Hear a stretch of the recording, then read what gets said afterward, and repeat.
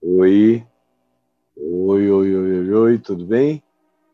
É um prazer enorme estar com você hoje, dando continuidade ao que nós estávamos falando ontem, no Salmo 50, onde eu fui do verso 1 até o verso 15, e parei para não ter pressa. E eu disse que nos primeiros 6 versos do Salmo 50, o que se tinha era um anúncio, uma introdução, um prelúdio feito por Asaf, falando que Deus falaria e assim convocaria o nascente e o poente para serem suas testemunhas. Ele disse que iria de Sião em Israel, que é um monte arquetípico mais do que qualquer outra coisa, e de lá ele resplandeceria a sua glória por todos os lugares. E afirma: vem o nosso Deus e não guarda silêncio. Perante ele arde um fogo devorador. Ao seu redor esbraveja grande tormenta. E aí ele usa uma palavra bem técnica hoje em dia.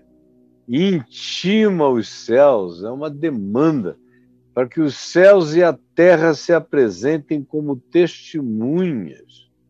Manda congregar aqueles que se dizem seu povo para ouvirem a sua palavra. Esse povo que gostava de fazer sacrifícios, como eu expliquei ontem. E diz o seguinte: os céus anunciam a justiça de Deus, porque o próprio Deus é quem se manifesta para julgar. Não manda ninguém. Então ele diz: escuta, povo, eu falarei. E a fala aqui imediata é com Israel, mas na realidade essa é uma fala que se estende em todas as direções. Quem tiver ouvidos para ouvir, ouça, porque ali estará presente a sua pertinência. E aí ele diz: eu sou Deus, o teu Deus. O que eu disse ontem, que é ridículo Deus ter que se apresentar como seu Deus para um povo que diz que é povo de Deus, significando dizer que na maioria das vezes o povo que se auto-intitula povo de Deus não conhece a Deus, a ponto de Deus ter que se apresentar como o seu Deus. Aí ele diz: olha, eu não vou nem te repreender por causa dos teus sacrifícios, nem por causa desses holocaustos que tu não paras de fazer. Mas eu quero te dizer o seguinte: eu não aceitarei sacrifícios nenhum da tua casa. Se quiser continuar fazendo, faça. Mas eu não estou aceitando sacrifícios de nada, nem de novilhos, nem de bodes, de ovelha nenhuma dos teus apriscos, porque todos os animais que existem, todas as criaturas, todos os entes, ínfimos e grandiosos, são todos meus. E tu ficas matando bicho para oferecer a mim aquilo que eu criei, que é meu. Por que tu fazes isto? Ele diz: olha, todas as alimaias de todas as florestas e bosques, o que tu puderes imaginar, o que tu conheces, o que tu não conheces, tudo isso é meu. Além disso, ele diz: eu não estou com fome. Vocês estão pensando que eu estou com fome? Que eu bebo sangue de touros? Que eu chupo, que eu sou chupa-cabra? Chupando sangue de touros? É isso que vocês pensam de mim? Que eu sou o Deus chupa-cabra? Chupando sangue de touros e de novilhos e de cabritos? Aí ele, depois dessa sanguinolência toda que ontem eu expliquei, não era apenas nos altares de Israel, mas nos altares do mundo inteiro. Veja o programa de ontem, se você não esteve conosco no dia de ontem, por favor. Ele então diz: olha, se você quiser me agradar, me ofereça sacrifícios de gratidão. Que atitude atitude grata, que é uma mente que interpreta com gratidão todas as coisas. É isso que eu estou procurando. E também que você seja obediente ao mandamento do Altíssimo. O mandamento do Altíssimo é um só, é amor. Ame ao próximo como a você mesmo. É seguir a Cristo, amando o próximo e entendendo que Deus só aceita amor no próximo. Porque Deus, não tem como eu fazer qualquer coisa por Deus. Deus quer que o meu amor por Ele se manifeste no meu amor e pelo meu amor ao próximo. É isso que Deus quer e que a Escritura repete.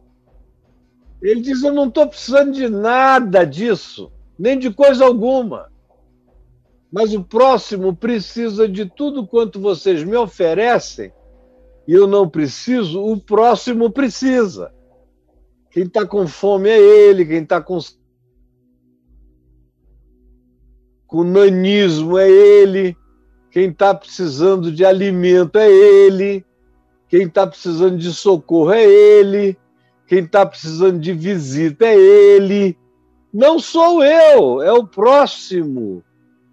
Faça assim, me ame no próximo. E o que eu quero mesmo é que você tenha uma relação íntima comigo, que você me invoque no dia da angústia, no dia da dor, no dia da aflição, no dia da perplexidade, no dia onde você não encontre saída. Você me chame e você vai se assustar. Não precisa sacrificar, não precisa ter uma manada para oferecer, não precisa de nada disso. Basta você entrar no seu quarto e no seu coração você me invocar, ou em qualquer lugar da sua angústia, no seu coração, fale comigo e me invoca e eu te socorrerei. Eu te socorrerei. E você se alegrará. Você verá que a nossa relação é de intimidade, ela não precisa de templo, nem de altar, nem de sacerdote, nem de sacrifícios.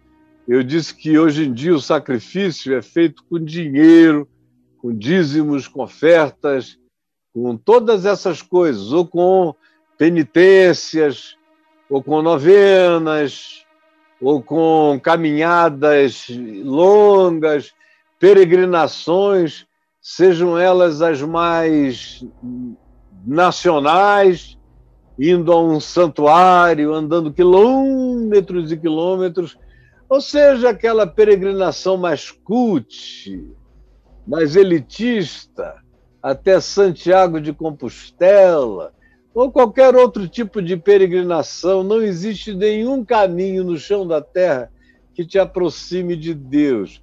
E você pode ir morar em Jerusalém e não vai acontecer nada contigo. Provavelmente você fica até mais descrente de tudo ainda. Porque o que importa mesmo é ter um coração grato, com uma atitude grata, que pratique o mandamento de Deus, que é amor e é amar, e que tu aprendas a ter uma relação pessoal com Ele. Invoca-me no dia da tua dor, da tua angústia, clama por mim, com todo o coração quebrantado, e eu te livrarei, eu te ajudarei, eu te socorrerei. É o que ele diz aqui. Eu te livrarei e tu me glorificarás. Aí fecha um ciclo. Tu me invocas, eu te livro e tu me glorificas.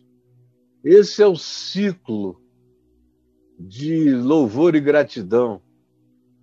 Ação de graças, obediência ao mandamento de Deus, que é amor e é amar,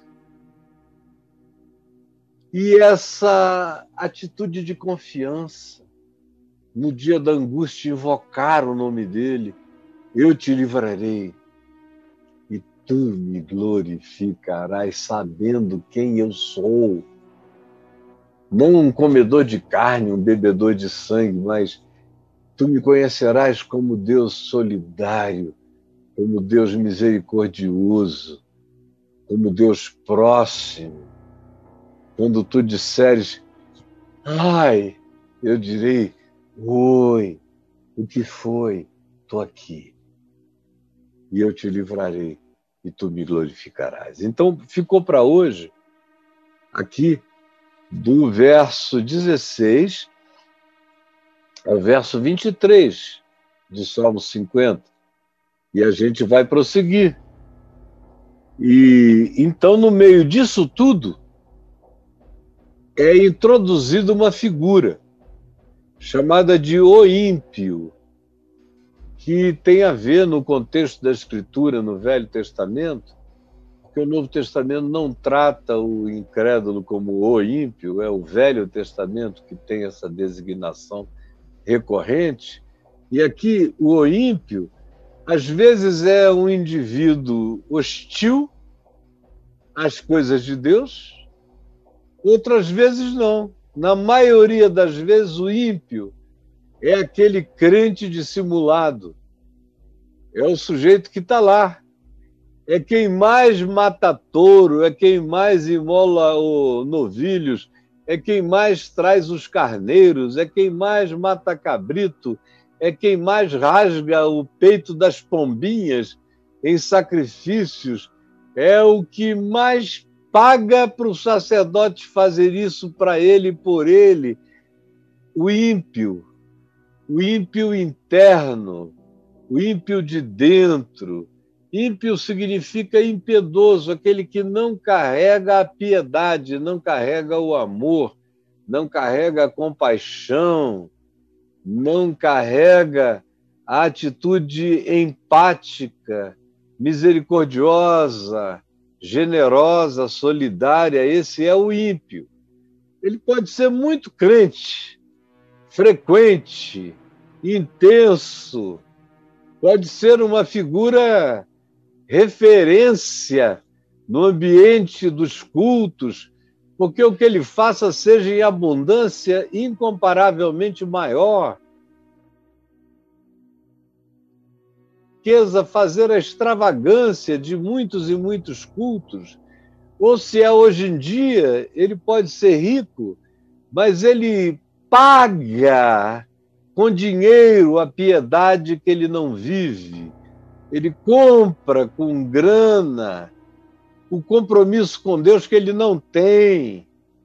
Ele adquire pela sua influência, seja financeira, seja porque ele é um influencer, seja porque muita gente o segue, seja porque ele é admirado, seja porque ele mistura beleza com pregação e cria um séquito de pessoas que não estão nem a fim de ouvir, só estão a fim de admirar a estética das coisas.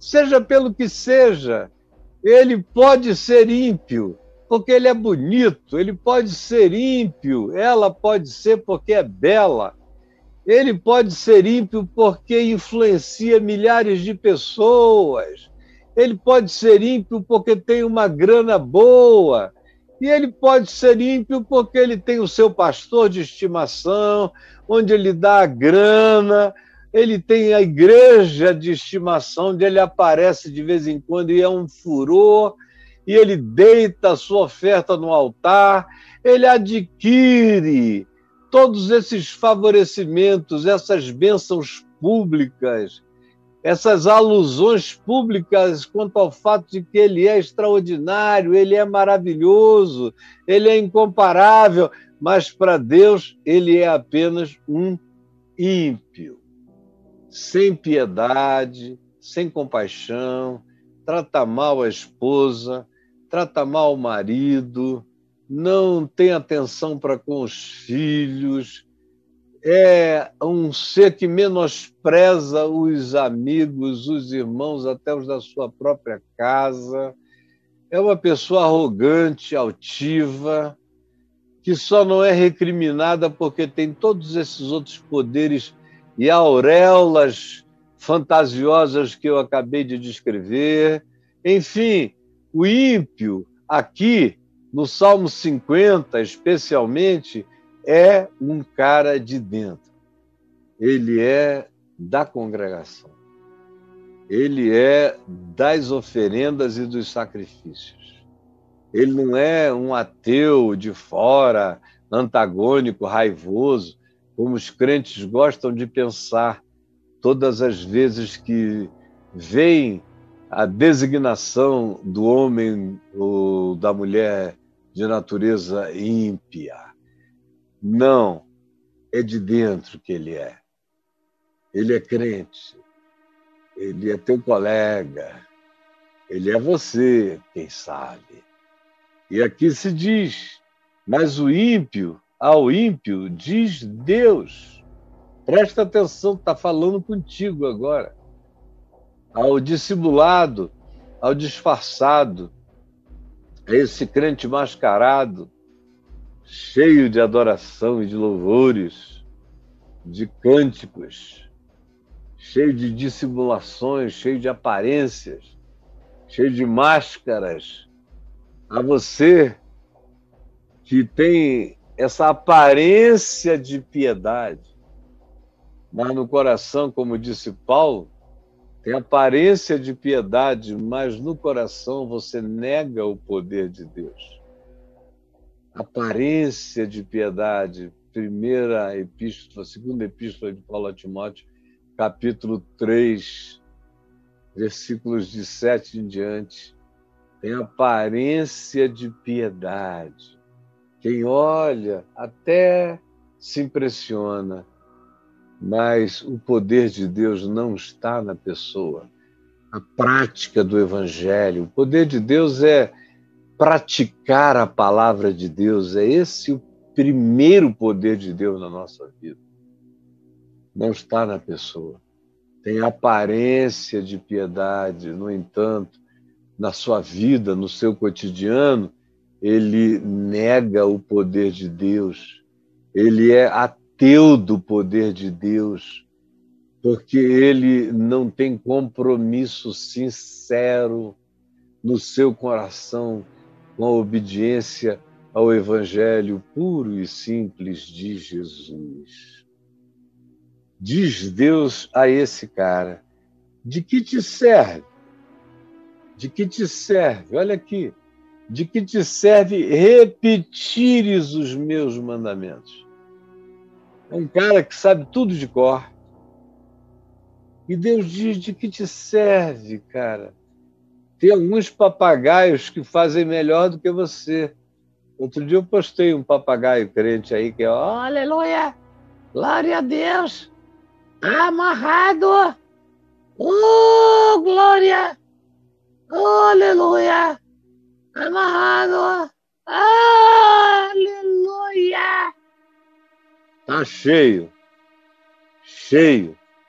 De que te serve repetires os meus preceitos, os meus mandamentos, a minha palavra, e teres, enquanto isso, nos lábios, a minha aliança, de que te serve ficares dizendo que tu és o eleito, apresentando a doutrina do privilegiamento, da supremacia da sua condição em relação às demais, dizeres isso, de que tu és um predestinado, de que tu foste escolhido, de que te adianta dizer isso? Se no teu coração tu és um incrédulo, não de doutrinas, tu não crês mesmo em Deus. No dia da angústia, tu não o invocas, tu não crês nisto, não crês em livramento, não crês na mão estendida de Deus, não crês em cura, não crês em salvamento, não crês em libertação, não crês em resposta à oração, mas tu passas por piedoso. Tu dizes que tens a aliança, a nova aliança te ligando e dás aulas a respeito disso. Mas de que te adianta tudo isso se de fato tu aborreces a disciplina? Disciplina é o caminho do discípulo. Vem de discípulo, disciplina. Discípulo é aquele que, em sendo sério, o que dele decorre é disciplina. Todo discípulo pratica o evangelho como disciplina. Ele anda conforme o ensino do evangelho. Isso é discipulado. É a internalização da disciplina, do evangelho, do mandamento. Ama, perdoa, acolhe, vai outra milha, ser sábio, prudente, constrói a tua vida na rocha da palavra. Ora quieto, entra no teu quarto, crê que Deus é o Deus da tua vida e que tu és um flagrante contínuo na presença dele. Por isso, fala que ele te escuta, que ele te ouve. E não precisas repetires como fazem os pagãos. Ele te ouve. Crê nele. Não anda ansioso. Ansiedade é burrice emocional, psicológica e espiritual. Confia. Quem confia não anda ansioso. Quem anda ansioso é porque ainda não confiou. Na confiança cessam as ansiedades e faz-se uma confissão de fé prática, na certeza de que o nosso Pai vê, ouve e cuida de nós. Disciplina do Evangelho é não julgar para não ser julgado. Disciplina do Evangelho é não meter a mão tentando separar o joio do trigo, para não arrancar trigo junto com o joio. Disciplina do Evangelho é acolher o filho que se arrependeu e volta. Disciplina do Evangelho é não ficar com inveja daquele que recebeu perdão depois da sua miséria e entrar na festa do acolhimento e da reconciliação do pai com o filho. Aproveite você e reconcilie-se também com seu irmão. Essa é a disciplina do Evangelho.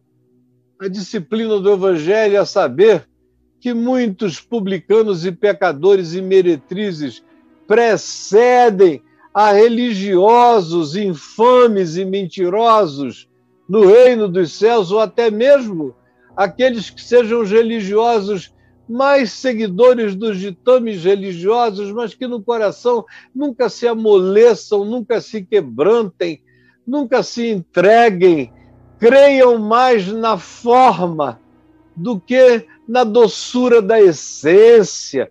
Essa é a disciplina do Evangelho e tantas outras coisas mais, mas não há nada mais importante na disciplina do Evangelho do que perdão e perdoar. E aceitar ser perdoado. E ser humilde para crer no perdão para si mesmo. Isso é disciplina do Evangelho e muitas outras coisas. E aqui se diz: de que adianta? Se tu aborreces a disciplina e tu rejeitas as minhas palavras, de que adianta você repetir os meus mandamentos, saber todas as doutrinas da nova aliança, se o Evangelho não é uma prática na tua vida, no teu cotidiano? Não é por ele que tu enxergas e interpretas toda a existência e rejeitas a minha palavra e te apegas as tuas doutrinas, as tuas construções, as tuas elaborações, só para tu não obedeceres à simplicidade das minhas palavras. Tu preferes uma boa doutrinação, tu preferes uma boa arquitetura de sistematizações religiosas, tu preferes a arrogância da elaboração da tua aliança para comigo, de como tu és eleito e predestinado, ao invés de simplesmente, ao invés de repetires, obedeceres a minha disciplina, a minha palavra, seres um discípulo daquilo que eu ensino. Ao contrário disso tudo, se tu vês, tu te comprases nele, e aos adúlteros tu te associas. Se tu vês um ladrão, é aquela história de eu não roubo, mas ter assim um tesão danado no ladrão.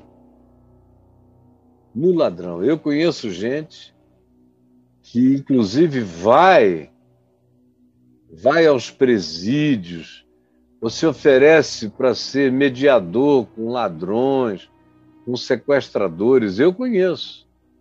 Não é porque eles abominem o roubo, nem é porque eles aborreçam o sequestro.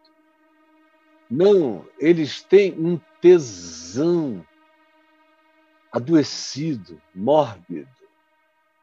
No ladrão, ele gosta de saber como é que foi, e ele gosta que o ladrão diga: esse homem de Deus é meu amigo.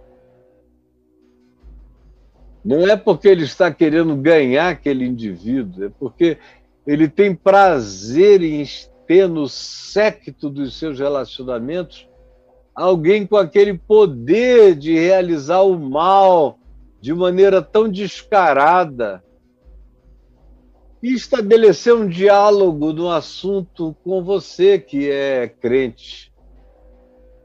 Eu já estive entre sequestradores, já mediei sequestro, conheço ladrão assim como ladrão desde 7 anos de idade, que eu descobri que o meu vizinho, que jogava bola comigo, me levava ao campo de futebol, mais velho do que eu, que era office boy do escritório do meu pai, era um ladrão que roubava as coisas lá, roubava os ventiladores, roubava máquinas, tudo que tinha valor naquele tempo, e era meu amigo.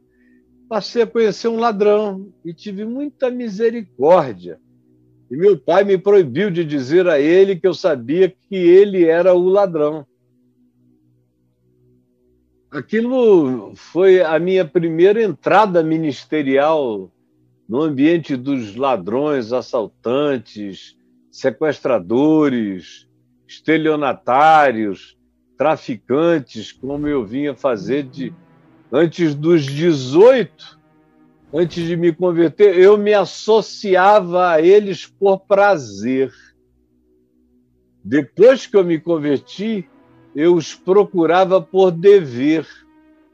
E quando eles eram presos, eu os visitava por dever da minha consciência, para pregar o Evangelho. E fiz isso a minha vida toda. Toda. Mas sem me associar. Eu já recebi as propostas mais hediondas do mundo. Quando, no ano de 95, por aí, 94, o Silas Malafaia, o pastor Fanini e alguns outros se associaram à Universal para ficarem no ar falando mal de mim o dia inteiro, eles não tinham o que dizer. Eu ainda não era divorciado, senão eles só iriam falar nisso. Mas como eu não tinha nada, eles não tinham o que dizer, eles ficavam só falando mal da minha excessiva influência em todo lugar e em toda parte, inclusive na Rede Globo. Era a denúncia contra mim, que a mídia gostava de mim, que todos os crentes gostavam de mim, era o ataque contra mim. Ficavam lá ele, Fanini e outros, e eu não dava a mínima.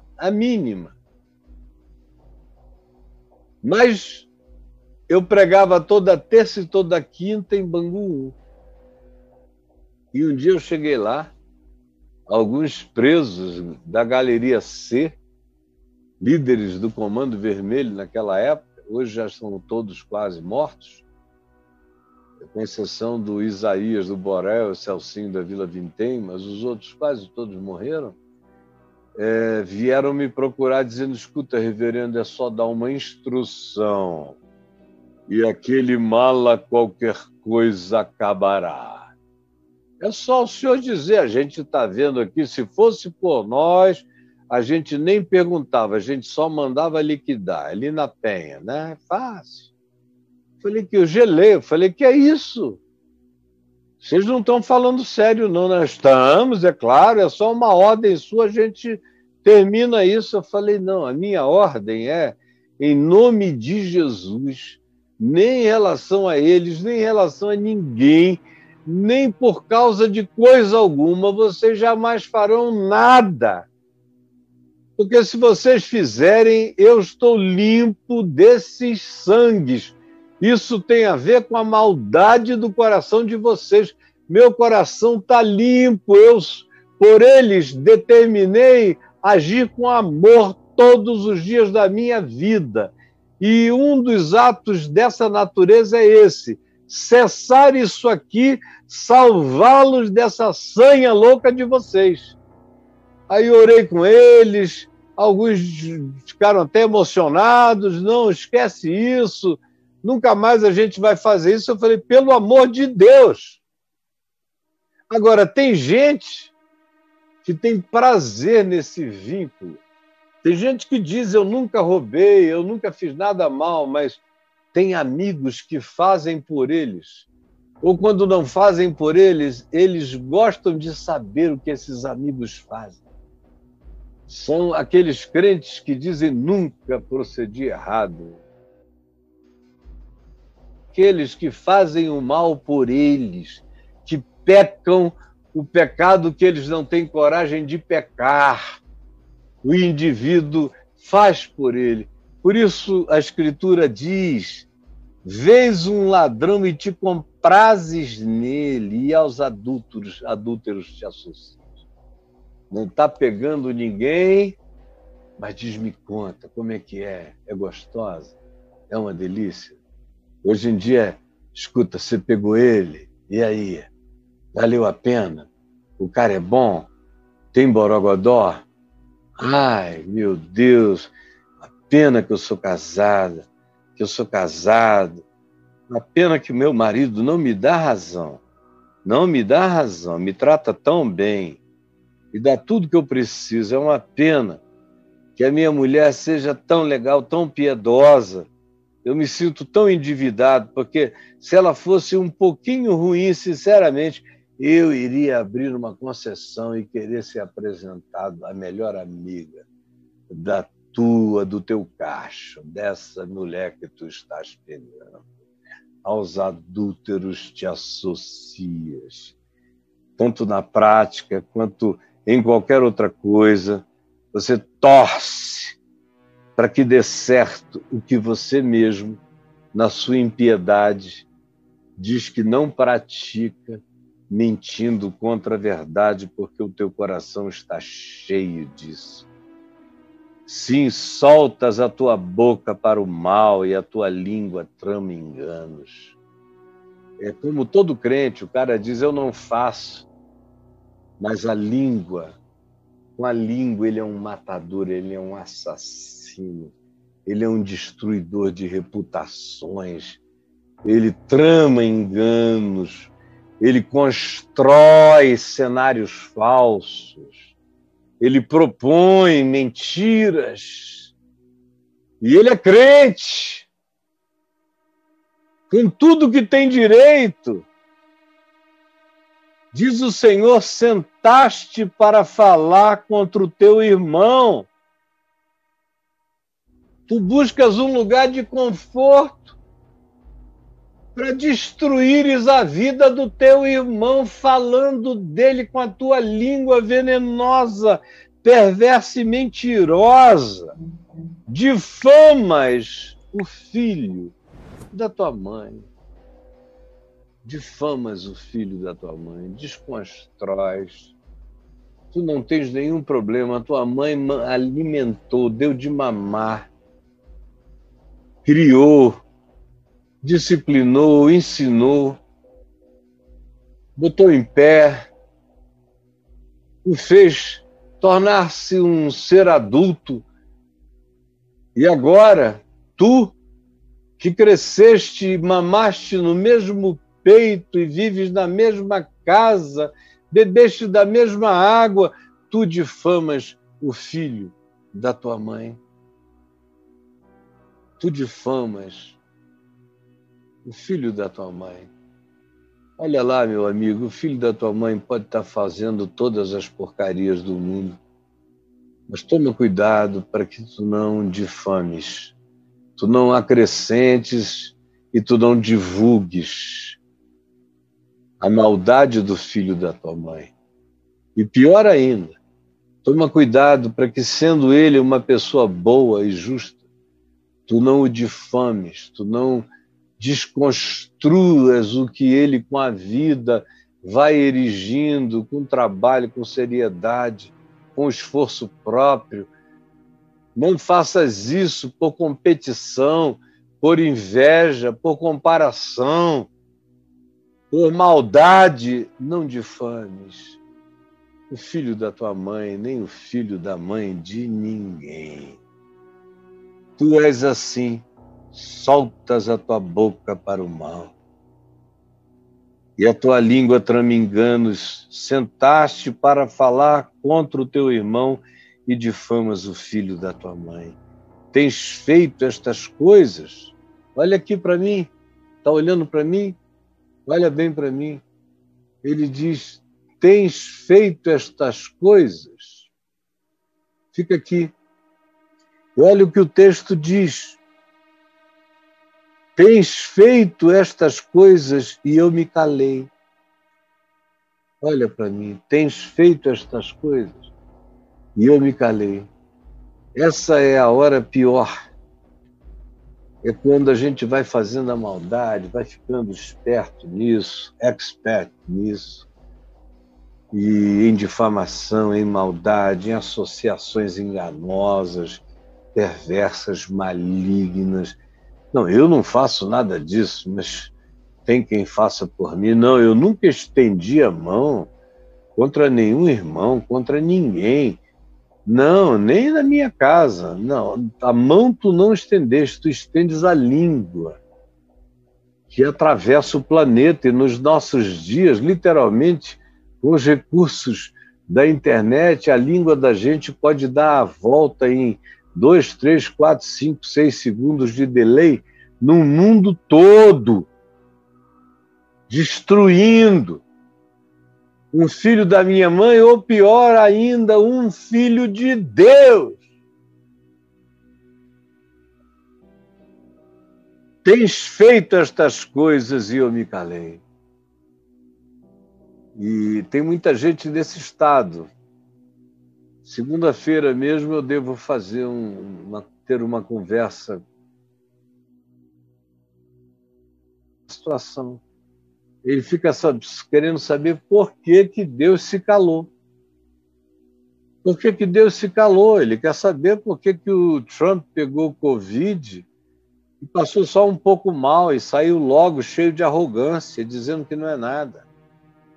Ele ficou zangado. Por que os crentes se associaram ao mal, ao ladrão, ao adúltero, ao roubador, ao corrupto, ao mentiroso?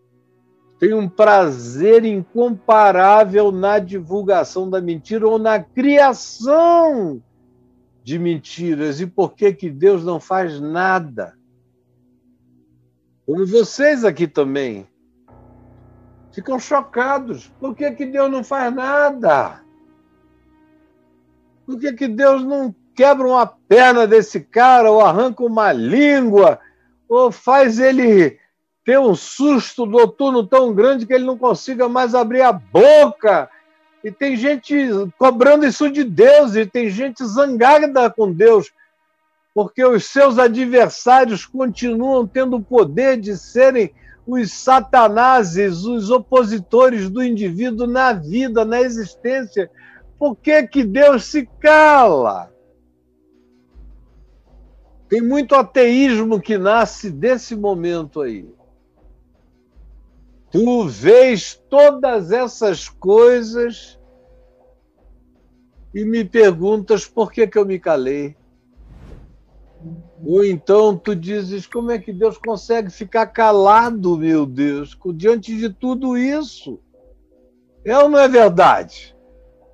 Não é daí que vêm as maiores decepções em relação a Deus? Por que que Deus não mete a mão? Olha o que diz o Salmo 50. E diz para esse cara que está fazendo as coisas ruins, não é nem para aquele que está assistindo o que ele faz, é para ele. É para quem está fazendo a porcaria. É contigo que eu estou falando agora. E tu entraste numa de que isso não tem nenhuma importância. Isso é bobagem, que isso era um exagero. Exagero da tua mãe, exagero do teu pai, exagero dos crentes, exagero da Bíblia. Deus não está nem aí. Eu sei que Deus não está nem aí porque eu estou fazendo isso há muitos anos. E continua tudo igual. Eu todo ano troco de carro, comprei casa nova, comprei casa adicional, estou aqui com todos os sinais de prosperidade, adoro manifestar a minha própria capacidade de sucesso para todo mundo ver, estou fazendo cursos e aprendendo com coaches que a gente tem que ter, não é esse relógio ruinzinho aqui não, a gente tem que andar é com Rolex, a gente tem que ter pulseiras caras, a gente tem que ter sinais de ostentação do nosso poder, do nosso status. Tudo isso e o que mais a gente puder apresentar como manifestação que já à distância se leia acerca de quem nós somos. Nossas grifes. Se você olhar essa bolsa aqui, vai até pensar que ela é ali, cara, de uma dessas que você entra no shopping e gasta 5 mil para sair com uma bichinha assim. Não, essa aqui é da Simone Oliveira, uma querida minha que faz essas coisinhas lindas e vende. E me deu uma de presente, outra para Adriana. A gente estava brincando outro dia. Se eu sair com isso aqui na rua, já vão dizer que é uma bolsa de marca, de uma dessas aí, que eu não vou nem falar o nome, mas que tem esse tipo de aparência. E é tão, tão baratinha. Ai, meu Deus, como a vida é tola. Ai, por que tu tens feito estas coisas? E tu és do jeito que tu és, e tu te apresentas do jeito que te apresentas, e constróis os tramas todos que tu constróis, e eu não digo nada. Eu me calei diante disso tudo. Tu pensavas que eu era teu igual. Olha que coisa. O cara fica pensando que Deus não está nem aí, que Deus é por ele, na sacanagem dele, na satanagem dele, na mentira dele, no engano dele, na falsificação dele, na difamação dele em relação ao próximo. Ele fica fazendo isso e Deus não faz nada. E ele imagina que Deus concorda, que Deus é um colega dele, que Deus é um igual, que Deus pensa como ele. que Deus pensa como ele. E à medida em que os anos vão passando e nada vai acontecendo, ele vai ficando crente nessa barbaridade de que Deus, de fato, não está nem aí para mentira, para calúnia, para difamação, para associação adúltera, para o prazer no engano, para os vínculos perversos. Deus não está nem aí, porque ele calou e não faz nada. Ele consente comigo há anos. Eu tenho a corroboração de anos e anos e anos de silêncio divino. Silêncio divino em relação ao que eu estou fazendo. E aí o cara vai pensando que Deus é como ele. Aí quando você entra nesse estado, minha amiga, meu amigo, você chegou na hora de começar a apanhar. É só uma questão de tempo. A disciplina celestial vai chegar, a menos que você seja um filho da prostituta, que você seja um indivíduo totalmente desqualificado, você seja aquela pessoa que não merece ser disciplinada. Como diz o livro de Hebreus, o bastardo espiritual não recebe disciplina. Vai no curso do mal até cair no abismo. O bastardo espiritual não recebe disciplina. Ele segue no curso do mal até cair no abismo. Se alguém recebe disciplina, é porque esse alguém é filho. Ainda tem oportunidade, ainda tem chance. Bem-aventurados os castigados na vida e que acordaram diante da disciplina do amor de Deus. E infelizes são aqueles que passam pela existência fazendo suas maldades e ficam idosos e velhos ainda planejando maldades e são sepultados com o peso da prática das suas malignidades. O texto prossegue, dizendo a verdade, e diz: considerai, pois, nisto vós, que vos esqueceis de Deus, e vão fazendo as coisas dizendo, Deus não está nem aí. Considerai, pois, nisto tudo que eu venho falando e que está escrito e eu venho explicando, tornando mais simples, considerai, pois, nisto vós que vos esqueceis de Deus, para que não vos despedace sem haver quem vos livre. É muito forte esse negócio, pelo amor de Deus. Pelo amor de Deus, considerai, pois, em Deus, vós que vos esqueceis de Deus, para que não vos despedace.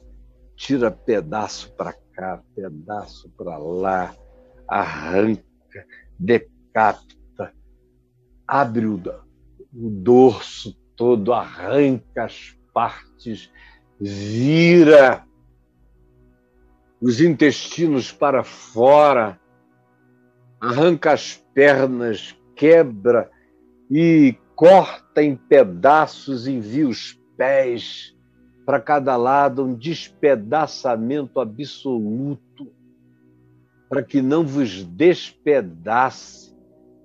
A descrição é aquela que coloca o indivíduo na boca de leões famintos, cada um arrancando sua parte, indo comer sozinho ali adiante, para que não vos despedace. A palavra de Deus, se é Deus falando, e se essa palavra é de Deus, e você me pergunta, ela é coerente com o ensino de Jesus? E eu digo sim. Em Jesus existe o chamado para que nós nos arrependamos, para que não sejamos despedaçados na existência, para que não sejamos comidos de vermes, para que a nossa vida não seja arruinada pela nossa prática consciente e arrogante da maldade, da perversidade ou da manipulação, de qualquer dessas formas aqui ditas e por mim elaboradas para você compreender mais facilitadamente, para que não vos despedace, meu Deus, sem haver quem vos livre. É como diz o Salmo, o homem que muitas vezes repreendido endurece a cerviz, não se dobra, não aceita o ensino, não tem a humildade de se curvar, de acolher, de aceitar, de se arrepender e de se endireitar. O homem que muitas vezes repreendido endurece a cerviz será quebrantado de repente. Será quebrantado de repente. Quebrantado de repente. Sem que haja cura. Sem que haja quem o livre, quem o socorra, quem o ajude. Sacrifício de ação de graças, esse sim me glorificará. É aquele que chega com um coração grato, obediente, quebrantado. Esse é o que está me adorando. Esse é o que está sendo visto. Este é o que está sendo ouvido, não é o que prolifera cultos e sacrifícios e traz isso e traz aquilo e tenta comprar a Deus. Não há barganhas com Deus, nenhuma barganha a fazer.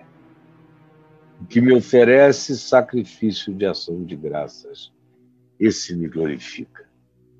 E ao que prepara o seu caminho, ao que tem cuidado com o seu caminho, aquele que trata o seu caminho como um agricultor trata o chão para ficar fértil, aquele que olha com atenção o seu caminhar, aonde põe o pé, por onde quer andar, aonde quer chegar, esse que faz isso, que prepara o seu caminho, a esse dar-lhe-ei que veja a salvação de Deus. Esse que tem cuidado no caminhar, que olha, que escolhe o caminho da vida, o caminho que realiza o bem de Deus em nós, Deus diz, dar-lhe-ei que veja a minha salvação. Dar-lhe-ei que veja a minha salvação. Jesus não podia ser mais simples, não podia ser mais clara, não podia ser mais objetiva, não podia ser mais simplesmente iluminada, iluminadamente simples. A tua palavra. Não dá para dizer eu não entendi, não dá para dizer que não compreendeu. Todos compreenderam. Aplica a tua palavra agora ao coração de cada um, para que ela não volte para ti vazia, antes produza aquilo para o que tu a designaste. É o que eu te imploro, em nome de Jesus. Amém e amém.